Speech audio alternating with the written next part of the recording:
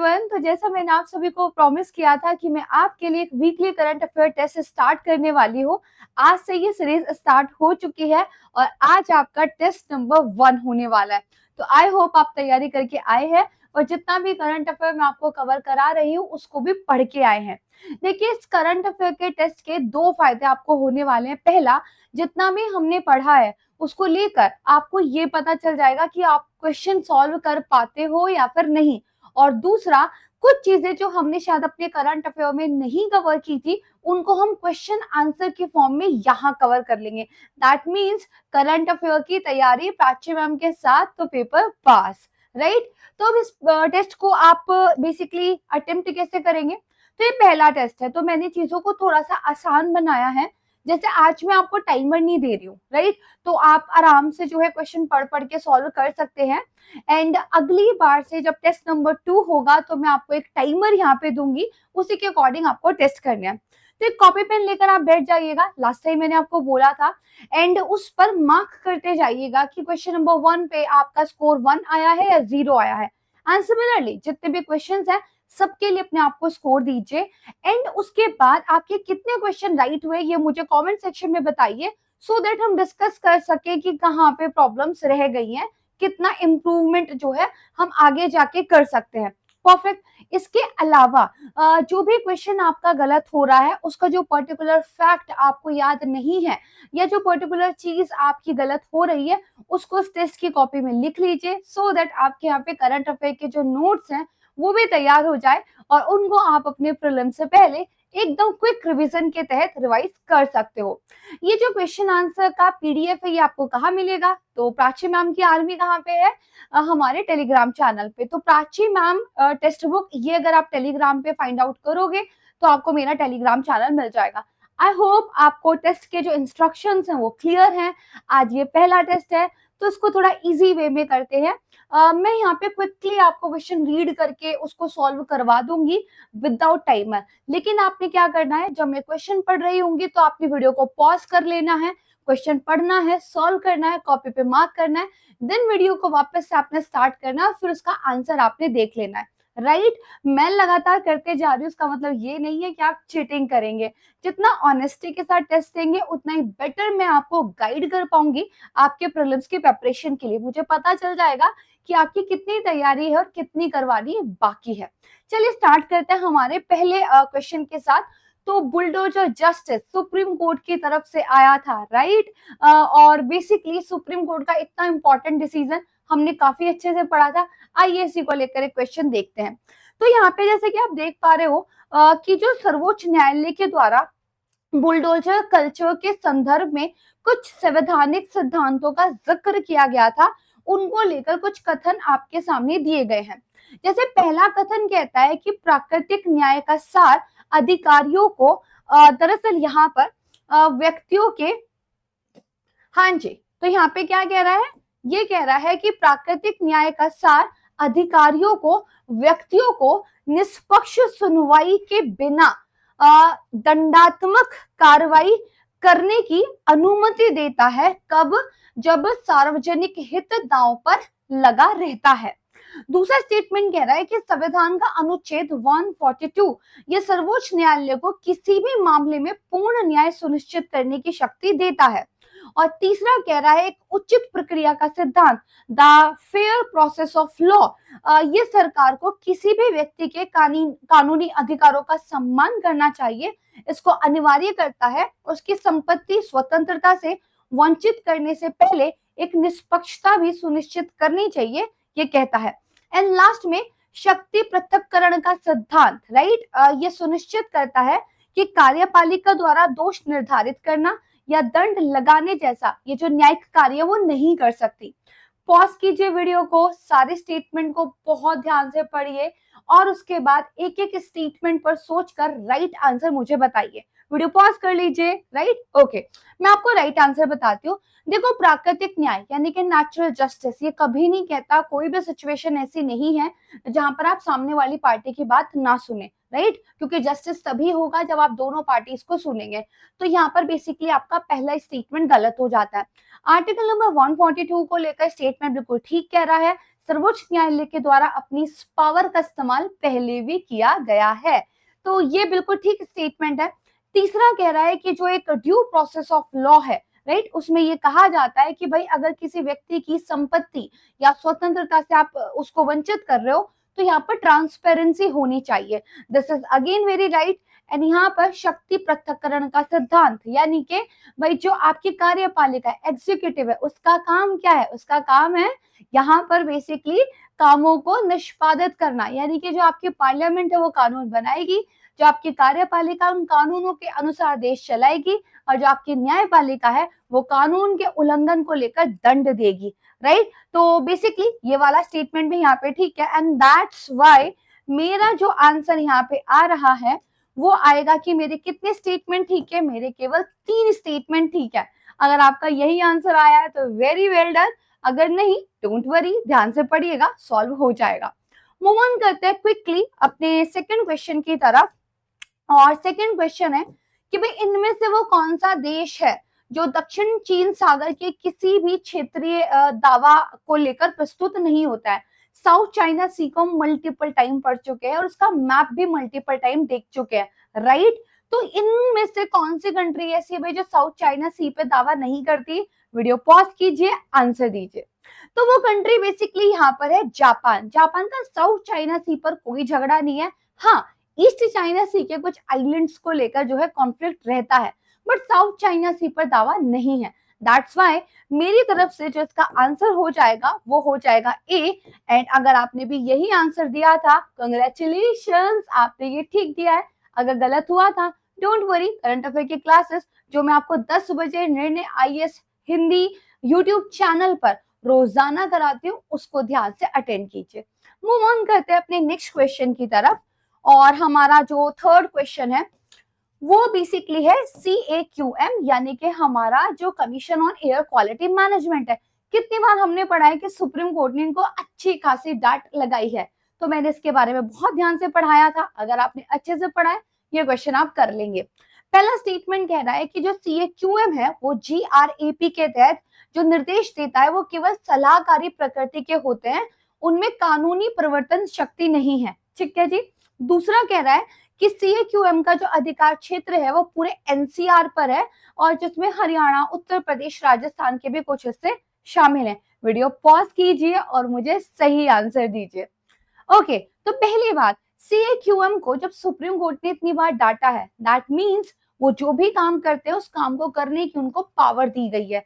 यानी कि यहाँ पर सिर्फ एडवाइजरी पावर्स उनके पास नहीं है, बल्कि मैंडेटरी पावर्स हैं। वो चाहे तो जुर्माना लगा सकते हैं, वो चाहे तो यहाँ पर नगर पालिका के लिए कोई बाध्यकारी आदेश भी जारी कर सकते हैं। दैट्स व्हाई मेरा पहला स्टेटमेंट गलत हो जाता है। सेकेंड स्टेटमेंट बिल्कुल ठीक बात है, CAQM को दिल्ली और उसके NCR रीजन के लिए पूरे पावर्स दिए गए हैं, तो ये ठीक हो जाएगा। तो यहाँ पर जो मेरा राइट आंसर निकल कर आएगा वो बेसिकली आएगा कि कथन पहला मेरा गलत है लेकिन दूसरा मेरा ठीक है। क्या आपका आंसर ठीक आया है? नोट कर लीजिए, आपको 1 नंबर मिल गया है। अदरवाइज लेट्स होप कि आप अच्छे से रिवाइज करें। मूव ऑन करते हैं अपने नेक्स्ट क्वेश्चन की तरफ। ओके, सो नेक्स्ट क्वेश्चन है बाजरा संदूषण को लेकर, मतलब कहीं ना कहीं जो बाजरे की फसल होती है उसमें जो बेसिकली एक टॉक्सिसिटी देखने को मिल रही है, उसको लेकर ये क्वेश्चन है। सबसे पहले यहाँ पे बोला गया है कि बेसिकली जो आपका एस्परगिलस फ्लेवर्स एक मुख्य कवक प्रजाति है, दूषित बाजरे में माइकोटॉक्सिन के उत्पादन से जुड़ी हुई है। सेकेंड स्टेटमेंट है नमी और गर्म परिस्थितियों में बाजरे का भंडारण करने से फफूंद जन्य संदूषण की संभावना बढ़ जाती है। एंड थर्ड स्टेटमेंट है अगर दूषित बाजरे का सेवन करेंगे तो पाचन तंत्र की बजाय श्वसन तंत्र की समस्या ज्यादा होती है। वीडियो पॉज कीजिए, आंसर नहीं देखना है और जल्दी से बताइए इसका आंसर क्या है। Let me solve this question. तो जो पहला स्टेटमेंट है एस्परगिलस फ्लेवर्स, ये एक कवक प्रजाति है, दैट्स वेरी एक्यूरेट। और बेसिकली ये बाजरे के अंदर जो माइकोटॉक्सिन्स होते हैं उनको प्रोड्यूस करती है। दूसरा कह रहा है कि भाई अगर नमी और गर्म परिस्थितियों में आप बाजरे को स्टोर करोगे तो ये प्रॉब्लम होगी। भैया नमी और गर्मी में इस तरह के प्रॉब्लम्स होते ही हैं, तो ये तो आंख बंद करके मेरा स्टेटमेंट ठीक हो जाता है। तीसरा कह रहा है पाचन तंत्र की बजाय श्वसन तंत्र पर ज्यादा प्रभाव। देखिए बाजरा है खाने वाली चीज, राइट, और अगर खाने वाली चीज के अंदर टॉक्सिसिटी हो गई है, डाइजेशन का इश्यू होगा। No, just a common sense, आज तो मैं आपको पढ़ा भी नहीं रही हूँ, करेक्ट है। तो देखो बेसिकली पाचन तंत्र मेरा राइट आंसर होना चाहिए। श्वसन तंत्र तो बेसिकली मेरे सांस लेने से जुड़ा हुआ है, बाजरा खाने की चीज है। तो मेरे अपना अगर ये स्टेटमेंट यहाँ पे गलत मान लूं, तो मेरा जो आंसर निकल के आ रहा है वो निकल के आ रहा है 1 और 2।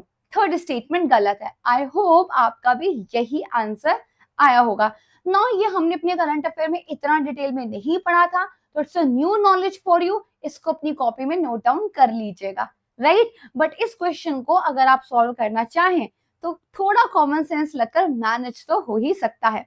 तो अगर आप कहे ठीक है, कॉन्ग्रेचुलेशन। ओके, मूव ऑन करते हैं अपने नेक्स्ट वाले टॉपिक की तरफ। Okay, Pinaka multi barrel rocket system, भाई मैंने ये पढ़ाया है, क्वेश्चन आपका ठीक होना चाहिए। इसको लेकर दो स्टेटमेंट है। पहला, ये स्वदेश में विकसित एक रॉकेट प्रणाली है। दूसरा, इसकी अधिकतम सीमा 150 किलोमीटर तक हो सकती है। Pause pause pause. Okay, right answer. तो बात करते हैं, यस, इंडिया की अपनी एक स्वदेश विकसित प्रणाली है, मेक इन इंडिया के तहत डीआरडीओ की तरफ से इसको लेकर काम किया जा रहा है। बट इतनी इसकी रेंज नहीं है, it's about some 45 50 70 kilometres. But अगर एग्जैक्टली याद नहीं भी है, अगेन इट्स नॉट 150 किलोमीटर।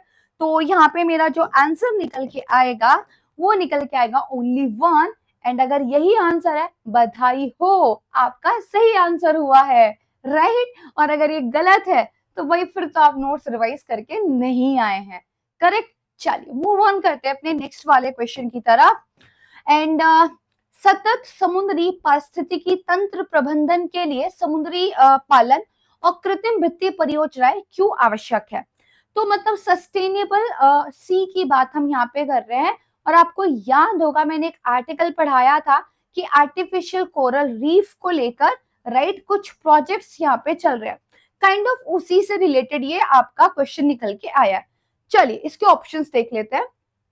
समुद्री जो पशुपालन होता है, अत्यधिक मछली पकड़ने वाले जल में प्रजातियों को लाकर आनुवंशिक विविधता को बनाए रखने में बेसिकली मदद करता है। यानी कि ओशियन के अंदर जो आप इस तरह के बेसिकली प्लान करते हो, राइट, क्या वो उसकी बायोडाइवर्सिटी को इनकरेज करते हैं। दूसरा है कि कृत्रिम चट्टाने, that means artificial coral reefs, मूंगा चट्टाने, ये हैबिटेट देती हैं और जैव विविधता पर जलवायु परिवर्तन के प्रभाव को कम करती है। तीसरा, इन परियोजनाओं के माध्यम से बेसिकली जो कार्बन डाइऑक्साइड का अवशोषण है वो भी ज्यादा होता है।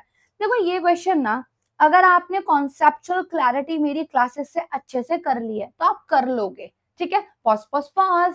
चलिए अब इसका राइट आंसर देखते हैं। बेसिकली ये बिल्कुल ठीक बात है, और दूसरा भी बिल्कुल ठीक है, और तीसरा भी बिल्कुल ठीक है। मेरे हिसाब से इसके तीनों स्टेटमेंट सही होने चाहिए, क्योंकि जब आप ओशियंस के अंदर आर्टिफिशियल कोरल रीफ्स को बढ़ावा देते हैं, उससे मछलियों को हैबिटेट मिलता है। और बेसिकली ये जो मछली वगैरह है ये जल में घुले हुए ऑक्सीजन का यूज करती है। और कुल मिलाकर बेसिकली जलवायु परिवर्तन के जो प्रभाव हैं वो ओशियंस पे कम होते हैं। इससे बायोडाइवर्सिटी को यहाँ पे इजाफा मिलता है, राइट। और यहाँ पर समुद्री जीवों की वृद्धि करने से कार्बन के अवशोषण में भी बढ़ावा देखने को मिलता है। और साथ में मतलब कुल मिलाकर ये यहाँ की बायोडाइवर्सिटी को भी मेंटेन कर पाता है। तो it's like all of the options, right. तो ये इसका एक राइट आंसर हो जाएगा। बहुत बढ़िया, अगर आपका एक सही आंसर आया है, give yourself a great mark, right. चलिए मूव ऑन करते हैं नेक्स्ट वाले क्वेश्चन पे। सॉफ्ट लैंडिंग का क्या मतलब है। तो इट्स इकोनॉमिक का टर्म बेसिकली। एंड चलिए फटाफट देख लेते हैं। कह रहे कि भाई वह प्रदेश है जहां मंदी के बाद अर्थव्यवस्था तेजी से जो है विकास का अनुभव करती है। And the second one is, इस स्थिति में अर्थव्यवस्था मंदी पैदा किए बिना मुद्रास्फीति को रोकने के लिए पर्याप्त रूप से धीमी हो जाती है। तीसरा कह रहा है ऐसी आर्थिक रणनीति जिसमें व्यय और निवेश को बढ़ावा देने के लिए ब्याज दरें कम हो जाती है। द फोर्थ वन, अर्थव्यवस्था में तीव्र संकुचन जिसकी वजह से दीर्घकालिक मंदी पैदा हो जाती है। पॉज पॉज पॉज, वीडियो को पॉज कीजिए एंड फटाफट से बताइए कि आपका राइट आंसर क्या है। Okay, let me give the explanation. तो यहाँ पे पहला कह रहा है कि एक ऐसी सिनेरियो जहाँ पे मंदी के बाद अर्थव्यवस्था तेजी से बढ़ी है। देखो मंदी आई और तेजी से बढ़ी, ये तो रिकवरी की डेफिनेशन है, ये तो गलत हो गया। तीसरा कह रहा है एक ऐसी रणनीति जिसमें हमारा एक्सपेंडिचर और इन्वेस्टमेंट को बढ़ावा देने के लिए ब्याज दरें कम की जाती है, तो स्टिमुलस है, राइट है, तो ये भी नहीं। तीसरा कह रहा है भाई अर्थव्यवस्था में तीव्र संकुचन आ गया जिसकी वजह से दीर्घकालिक मंदी हो गई, नहीं ये तो बेसिकली हार्ड लैंडिंग होता है, राइट है, ये भी गलत। और ये कह रहे हैं एक ऐसी स्थिति जिसमें आपकी अर्थव्यवस्था में मंदी तो पैदा नहीं हुई है बट इन्फ्लेशन आप कंट्रोल करने की कोशिश करें, दैट इज सॉफ्ट लैंडिंग, बिल्कुल ठीक बात है। देखो सॉफ्ट लैंडिंग मतलब क्या, आराम आराम से प्यार प्यार से लैंड कर रहे हो, राइट। तो अगर आपकी बेसिकली इन्फ्लेशन काफी हाई चल रही थी तो आप क्या कर रहे हो, इन्फ्लेशन को कंट्रोल करने की कोशिश कर रहे हो, लेकिन इस तरीके से कंट्रोल कर रहे हो कि अर्थव्यवस्था में मंदी भी ना आए, ऐसा भी ना हो कि कीमतें धड़ाम गिरे, इसको बोलते हैं सॉफ्ट लैंडिंग, ठीक है जी। तो ये ध्यान रखिएगा, अगर आपका ये आंसर ठीक हुआ है तो बधाई के आप पात्र हैं, अगर नहीं तो that's okay, it's a new concept, हमने कुछ नया सीखा है, करेक्ट। प्लीज इसको अपनी कॉपी में नोट डाउन कर लीजिएगा, लिखिए सॉफ्ट लैंडिंग एंड देन उसके सामने ये डेफिनेशन यहाँ पर लिख लीजिएगा, करेक्ट। मूव ऑन करते हैं हमारे नेक्स्ट वाले क्वेश्चन की तरफ। तुर्की के ब्रिक्स के साथ संबंधों के संदर्भ में निम्नलिखित कथनों पर विचार कीजिए। चलिए भाई विचार कीजिए, इस बार क्वेश्चन भी खुद पढ़िए और आंसर भी खुद ही दीजिए, पॉज कर लीजिए वीडियो।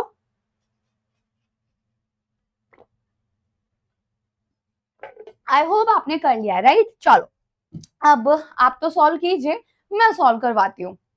यहाँ पे अगर आप देखोगे तुर्की ब्रिक्स का जो है एक भागीदार देश बन गया है और आगे चलकर एक सदस्य भी बन सकता है, वेरी एक्यूरेट, राइट।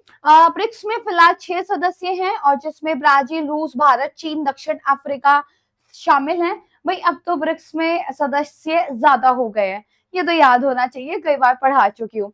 तो भाई ये तो मेरा गलत हो गया।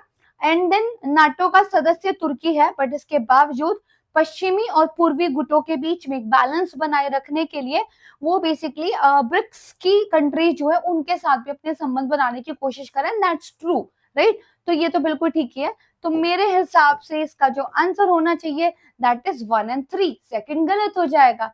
ये क्वेश्चन आपका ठीक होना चाहिए, राइट। प्लीज मुझे कमेंट सेक्शन में बताओ ठीक हुआ या नहीं हुआ। मूव ऑन करते हैं अपने नेक्स्ट वाले क्वेश्चन की तरफ। तो यहाँ पे आप देखोगे जलवायु परिवर्तन वार्ताओं में जिन बेसिक देशों का उल्लेख किया जाता है वो कौन कौन से हैं, तो बेसिक कंट्रीज के बारे में एक दिन पढ़ाया था, है ना, याद है, नहीं, चलो सॉल्व करो, pause. Okay, let me give the right answer, Brazil, दक्षिण अफ्रीका, भारत एंड चीन, राइट। ए इसका जो है आंसर होना चाहिए। और ये जो बेसिक कंट्रीज हैं ये काफी ज्यादा न्यूज में है, तो इसको बेसिकली आप याद कर लीजिएगा। एंड सबसे ज्यादा जरूरी बात, ठीक है जी, कि इनको ना ब्रिक्स कंट्रीज के साथ कंफ्यूज मत कीजिएगा, ये आपके बेसिक कंट्रीज हैं, परफेक्ट है, बहुत बढ़िया। अगर सही आंसर आया है अगेन कंग्रेचुलेशंस, आई होप आपके काफी क्वेश्चन ठीक हो रहे होंगे, और अगर नहीं भी हो रहे don't worry, it's just a first test, अब आपको पता चलेगा कि रिवीजन करना कैसे है। मूव ऑन करते हैं अपने नेक्स्ट क्वेश्चन की तरफ। भारत, मध्य पूर्व, यूरोप आर्थिक गलियारे के संदर्भ में कुछ कथनों पर विचार कीजिए, कर लीजिए वीडियो को पॉज करके। ओके, तो IMEC परियोजना पर वैश्विक अवसंरचना और निवेश साझेदारी के भाग के रूप में नई दिल्ली में G20 शिखर सम्मेलन पर हस्ताक्षर किए गए थे। IMEC का लक्ष्य जो भारत और मध्य पूर्व को और यूरोप को जोड़ने के लिए केवल रेल मार्गों का उपयोग करना है। भाई केवल रेल मार्गों से तो नहीं जुड़ेगा कुछ, है ना, यहाँ पे तो पानी के भी मार्ग चाहिए, यानी कि समुद्र के रास्ते, रोड भी चाहिए, दैट मीन्स ये तो मेरा गलत है।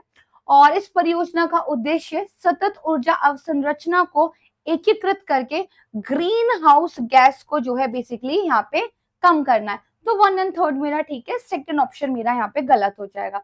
आई होप ये आपका ठीक हुआ होगा, अगर नहीं भी हुआ डोंट वरी, थोड़ा कंफ्यूजिंग क्वेश्चन था, दैट्स परफेक्टली ओके। तो अपने आप को मार्क्स 0 या 1 जो भी हुआ है वो दे दीजिए एंड मूव ऑन करते हैं नेक्स्ट क्वेश्चन की तरफ। UNFCCC, राइट, COP29 के संबंध में निम्नलिखित कथनों पर विचार कीजिए। COP29 बहुत बार पढ़ा चुकी हूँ। तो अजरबैजान में इसका आयोजन किया जाएगा और अंतरराष्ट्रीय जलवायु परिवर्तन चर्चाओं पर ध्यान केंद्रित किया जाएगा। दूसरा, अफगानिस्तान की वैध सरकार के रूप में मान्यता ना होने के बावजूद वो इस COP29 में जो है पार्टिसिपेट कर रहा है। वीडियो पॉज कीजिए, सोचिए, आंसर दीजिए। Let me give you the right example. ये बिल्कुल ठीक बात है, आसान है, आपने कर भी लिया होगा। और ये भी ठीक बात है, दैट्स वाई ये न्यूज में था कि अफगानिस्तान को तो एक वैलिड गवर्नमेंट की अभी मान्यता नहीं मिली है, स्टिल वो यहाँ पे COP29 में पार्टिसिपेट कर रहा है। It's right, okay. तो मेरी तरफ से जो यहाँ पे आंसर होना चाहिए वो होना चाहिए 1 और 2, एंड आपके तरफ से जो भी आंसर रहा था उसको मार्क कर लीजिए। करेक्ट, ओके, बहुत बढ़िया। मूव ऑन करते हैं अपने नेक्स्ट वाले क्वेश्चन की तरफ। यहाँ पर बेसिकली गिग अर्थव्यवस्था और भारत में गिग श्रमिकों के सामने आने वाली चुनौती को लेकर क्वेश्चन है। Gig economy and gig workers, multiple time मैंने आर्टिकल्स आपको पढ़ाए हैं, राइट, आपको याद होगा। तो गिग श्रमिक वो व्यक्ति होते हैं जो गिग अर्थव्यवस्था में लगे होते हैं, पारंपरिक पूर्णकालिक भूमिकाओं के बजाय अस्थायी और लचीली नौकरियां करते हैं, freelancing kind of thing. Swiggy वाला एग्जाम्पल सोच लेना। दूसरा, भारत में वर्तमान कानूनी ढांचा सभी गिग श्रमिकों को व्यापक सामाजिक सुरक्षा और अधिकार प्रदान करता है, और भारत में गिग अर्थव्यवस्था श्रमिकों की 5वीं सबसे बड़ी आबादी है। तो पॉज कीजिए, आंसर दीजिए। मेरी तरफ से जो इसका आंसर होगा, सेकंड स्टेटमेंट मेरा क्लियरली यहाँ पर गलत है, और पहला और थर्ड स्टेटमेंट बिल्कुल ठीक है। तो इसको अकॉर्डिंगली आप अपने आप को देखकर जज कर मार्क्स दे दीजिएगा कि सही हुआ है या गलत हुआ है। आई होप ये सही होना चाहिए। इट्स इजी क्वेश्चन, पढ़ाया भी तो था, है ना। चलिए, बहुत बढ़िया। मूव ऑन करते हैं अपने नेक्स्ट वाले क्वेश्चन की तरफ, और जिसमें बेसिकली याद कीजिए, मैंने बताया था एमसीक्यू जी बहुत ज्यादा इंपॉर्टेंट है। तो जलवायु वित्त पर नया सामूहिक परिमाणित लक्ष्य, इस पे जो है कथनों पर विचार कीजिए। ये नया फाइनेंशियल एक गोल है, 2025 से आगे जो $100 बिलियन वाला मामला था उससे आगे का कमिटमेंट है। इसका जो प्राथमिक उद्देश्य है वो विकसित देशों को नवीकरणीय ऊर्जा परियोजनाओं में निवेश करने के लिए जलवायु वित्त प्रदान करना है। Pause and answer. ओके, तो पहला तो बिल्कुल ठीक है, इतनी बार पढ़ाया है, नोट्स में लिटरली लिखा हुआ है ना, अगर पढ़े हो तो। दूसरे की अगर हम बात करें तो देखो, विकसित देशों की बात ही नहीं है, विकासशील देशों की बात है। तो इसीलिए सेकेंड स्टेटमेंट गलत हो जाएगा, एंड मेरा जो आंसर यहाँ पे आएगा that should be 1 only. I hope ये आपका ठीक हुआ होगा, राइट। अगर ठीक हुआ है, वेरी गुड, आपने नोट्स रिवाइज किए। मूव ऑन करते हैं अपने नेक्स्ट वाले क्वेश्चन की तरफ। हाल ही में समाचारों में आया लिग्नोसेट, ये किससे संदर्भित है? भाई ये तो पढ़ाया था बिल्कुल अभी, राइट, ओके।